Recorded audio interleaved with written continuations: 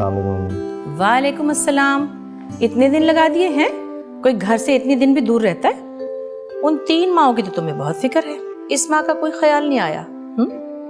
देखा अम्मी कितना खुश हो रही हैं तुम्हें देखकर। तुम खामखा डर रही थी। डरने की क्या बात है? मैं कोई जल्लाद हूँ? नहीं, वो मैं इतने दिन घर से बाहर रही, मैंने सोचा आप नाराज ना हो। भाई इसका तो एक ही हल है, आदमी ऐसा काम ही ना करे जिसमें दूसरे की नाराजगी का डर हो, है ना? एक बात तो कहूंगी, तुम बहुत खुशकिस्मत हो, इतना हीरा शौहर मिला तुम्हें, वरना कौन अपनी चची सास के लिए दफ्तर से छुट्टी लेके पूरा दिन अस्पताल में मारा मारा फिरता है ना? मैंने इनसे कहा था कि ऑफिस चले जाएं, लेकिन उन्होंने मेरी बात ही नहीं मानी। हाँ, वैसे तो बीवियों की हर बात मानते हैं शौहर, शायद तुमने जबरदस्ती नहीं की होगी, है? भाई मुझे तो ये फिक्र है कि कहीं ससुराल में इसकी इज्जत 2 कौड़ी की ना हो गई हो।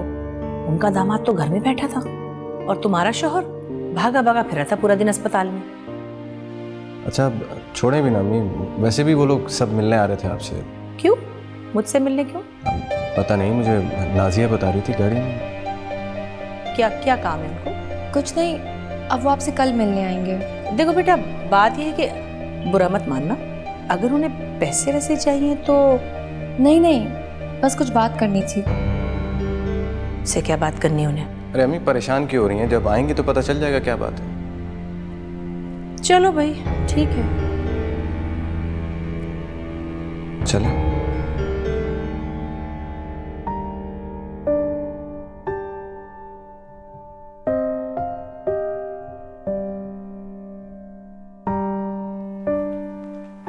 आप ये पहन लें। अरे भाई ऐसा भी क्या है, सिर्फ तुम्हारे घर वाले तो आ रहे हैं। प्लीज ना। अच्छा जैसा आप कहें। और हुक्म? पता है, आज मुझे पता चल गया मैं कितनी लकी हूँ। कितनी लकी हैं? कितनी नहीं, ये पूछिए कैसे लकी हूँ। अच्छा तो चलें ये बता दें कि आप कैसे लकी हैं। आप मेरे शौहर जो हैं। लगता तुमने काफी दिनों से मुझे गौर से नहीं देखा। उससे कुछ नहीं होता, असल चीज इंसान की आदतें होती हैं। आप सिर्फ मुझसे मोहब्बत नहीं बल्कि मेरी बहुत इज्जत भी करते हैं। उस हिसाब से तो फिर तुम बहुत लकी। एक और वजह भी है मेरी लकी होने की। वो क्या? आपने जो मेरी फैमिली के लिए किया। देखो नाजिया, मेरी जिंदगी का पहला काम था जो मैंने अपनी अम्मी को बगैर बताए किया, तो आइंदा इसका जिक्र मत करना। आपकी इस बात ने मेरे दिल में आपकी कदर और भी बढ़ा दी है। अच्छा, अब अगर मैं सच बोलूंगा तो तुम तो मुझे सर पे ही बिठा लोगी। बोल दें, मैंने आपको वैसे ही सर आंखों पे बिठाया हुआ है। तो मेरा ख्याल है, बल्कि मुझे यकीन है कि मैं तुमसे ज्यादा लकी हूँ, इसलिए कि तुम मेरी बीवी हो और तुमने मुझे जिंदगी की वो खुशी दी है जिसके बारे में मैं तसव्वुर भी नहीं कर सकता। वैसे आज आपको खुशखबरी शाजिया भी देने वाली है। शाजी? जी। अच्छा चलो देखते हैं कि हमारी साली साहिबा हमें आज कौन सी खुशखबरी देती है। चलो मैं तैयार हो जाता हूँ, फिर मैं नीचे जा रहा हूँ, तुम भी तैयार होकर वापस आ, ठीक है?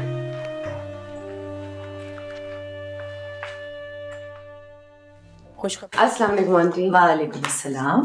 वालेकुम अस्सलाम। बैठिए प्लीज। अरे इतनी ज्यादा मिठाई, कोई खुशखबरी है क्या? बिल्कुल खुशखबरी है, लेकिन मैं वैसे नहीं बताऊंगी, पहले आप फहद भाई को बुलाइएगा। लो खुद ही आ गए। लाए पैसे निकालें। पैसे? कैसे पैसे? पहले बता तो दो कि पैसे क्यों मांग रही हो? पैसे देंगे तो मैं बताऊंगी ना। ये बताओ कितने पैसे चाहिए? फहद पहले बात तो बताने दो। खुशखबरी है इसलिए पैसे मांग रही हूँ, खाली खुली तो नहीं बताऊंगी ना।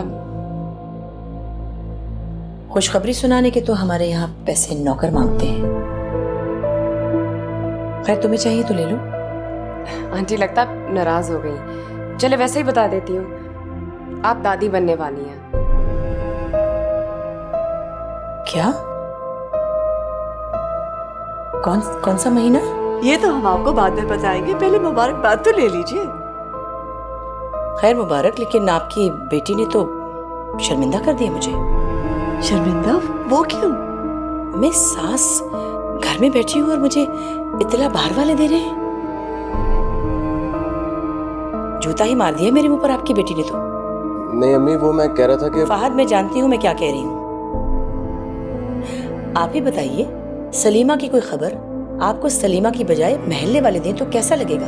और ये तो मेरे घर की इतनी बड़ी खुशी है, मेरे आंगन में चांद उतरने वाला है, मुझे ही नहीं मालूम। हम आपको तो ये खुशखबरी देने वाले थे जिस दिन हमें शक हुआ था, लेकिन यूं हुआ कि साइदा की तबीयत खराब हो गई थी तो इस खबर में वो खुशखबरी रह ही गई। जाहिर है आपके लिए इस खबर की इतनी अहमियत कहाँ जितनी मेरी नजर में है। फहद, तुम्हें पता था? नहीं अम्मी, मुझे नहीं मालूम था। चलो फिर तो बात ही खत्म हो गई। लगता आप नाराज हो गई आंटी। हम तो आपको सरप्राइज करना चाह रहे थे। तुम्हारी बात का क्या बुरा मानना। अम्मी देखें, परेशान मत हो, आपकी तबीयत खराब हो जाएगी। कितना अरमान था मुझे कि मैं इसके मैके वालों को खुद जाके ये खुशखबरी दूं, लेकिन मैं तो कहती हूँ खुदाया बदजुबान बहू दे दे किसी को, गुन्नी बहू ना दे। इसने तो तुम्हें कुछ नहीं समझा तो मैं किस खेत की मूली हूँ भाई। अम्मी मैंने समझाया उसको, वो आपसे माफी मांग लेगी। आई एम सॉरी अम्मी, वो सब आपको खुद बताना चाह रहे थे। तुम्हें मना कर देना चाहिए था ना। तुम्हें मालूम है अम्मी कितनी सेंसिटिव है इस बारे में। मैंने तो सुना था कि जो लड़कियां अपनी सासों की खिदमत करती हैं उन्हें आगे जाके अच्छी बहुएं मिलती हैं। मैंने तो अपनी सास को अपनी माँ से बढ़ के चाहा था, और मेरे साथ क्या हुआ? खुदा का खौफ नहीं आया इसे। अब तुम माँ बनने वाली हो, खुदा के कहर से डरो। अच्छा अम्मी छोड़े ना, माफ कर दें, आज खुशी का दिन है। हाँ भाई, माफ करने के सिवाय चारा ही क्या है मेरे पास? मेरे बेटे की खुशी हो तुम, अब जो चाहो सितम तोड़ लो मुझ पर, मैं क्या कर सकती हूँ। लेकिन याद रखना, मेरे पोते को किसी किस्म का कोई नुकसान हुआ वो मैं बर्दाश्त नहीं करूंगी। आप बेफिक्र रहे अम्मी, ये मेरी भी औलाद है। अरे हाँ भाई, वो तो मुझे याद ही नहीं रहा था। वो पहले तुम्हारी औलाद है, बाद में मेरा पोता है। माफ कर दो मुझे। अरे अम्मी आप इसके सामने क्यों हाथ जोड़ रही हैं? अम्मी मेरा ये मतलब नहीं था, मैं गलत कह गई। भाई मतलब की बात तो खुद ही मुंह से निकल जाती है। बात सिर्फ इतनी सी है कि मैं ये सोच सोच के परेशान हो रही हूँ कि अस्पताल में पता नहीं कैसे कैसे जरासीम होंगे और तुम वहाँ बैठी रही। किसी को तुम्हारी फिक्र नहीं है, सिर्फ मुझे फिक्र है, इसलिए कि मेरे खानदान का चश्मो चिराग है तुम्हारे पास। अम्मी बस ये आपका पोता होगा, आप जैसे से चाहे रखें।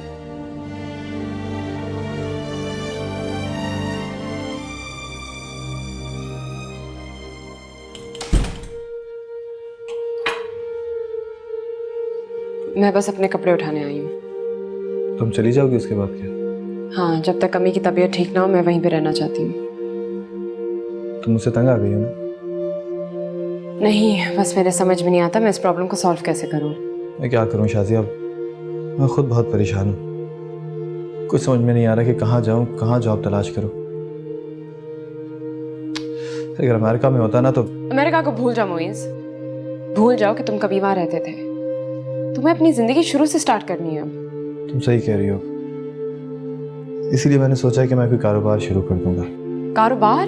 कारोबार के लिए तो पैसे चाहिए होते हैं मोइज। हाँ मुझे मालूम है, इसीलिए मैं सोच रहा हूँ कि अब्बा से कुछ पैसे ले लूँ। तुम अपने अब्बा से पैसे मांगोगे? तो क्या हुआ, उनको वापस करने के लिए उनसे पैसे लूंगा ना। और अगर उसमें कोई नुकसान हुआ तो? तुम हर बार बुरा ही क्यों मुंह से निकालती हो? इतना बड़ा कदम लेने से पहले नफा नुकसान दोनों का सोचना पड़ता है। तुम जानते हो उनके नेचर को। मेरा नहीं ख्याल तुम्हें उनसे पैसे लेने चाहिए। तो क्या करूं, घर में पड़ा कुर्ता रहूं क्या? अच्छा जो तुम कहोगी वही मैं करूंगा। मुझे सजेस्ट करो ना कि मैं क्या करूं प्लीज। वही सजेस्ट करूंगी जो मैं हमेशा करती हूँ, नौकरी ढूंढो। तो ठीक है, तुम मेरी लाइन की नौकरी मुझे ढूंढ दो, मैं कर लूंगा। लाइन बदल दो मोइज। देखो तुम अपना कारोबार भी किसी और लाइन में करने वाले थे। चंद साल जॉब एक्सपीरियंस हासिल करने में क्या हर्ज है? हाँ तुम ठीक ही कह रही हो।